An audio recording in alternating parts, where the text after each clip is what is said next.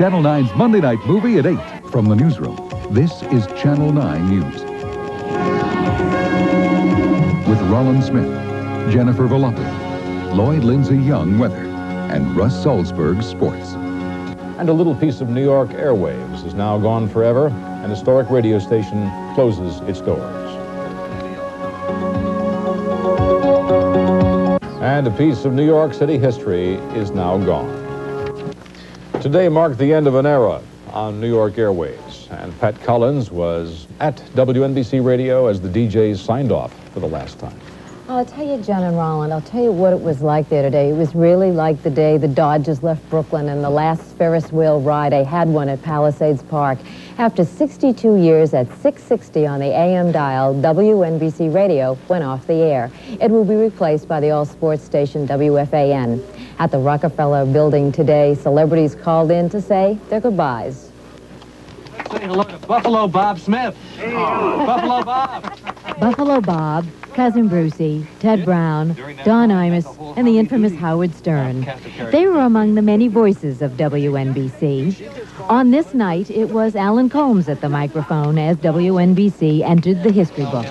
It's a historic moment that belongs not just to me, but also to every broadcaster who ever graced the microphone. I cannot fathom that I'm going to wake up tomorrow morning and not turn on 66 and go down the dial and listen to WNBC. I never thought when I got a job at NBC that it wouldn't last forever.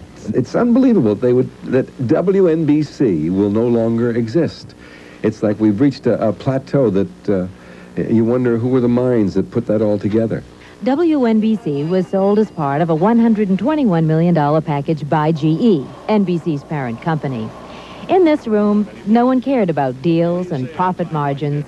They were there because they loved radio. It's also very sad that this radio empire is being dismantled. You know, this is Radio City. And there will be no more radio in Radio City. It was a time for tears, a time for saying goodbye to friends and memories. There was the last traffic report, the last commercial, the last newscast, and the last time the NBC chimes would be heard on a radio station in New York City. See whether I can really do this.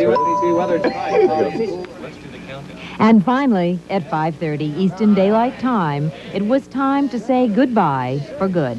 5, 4, 3, 2, 1. And so, for the very last time, that's what's happening.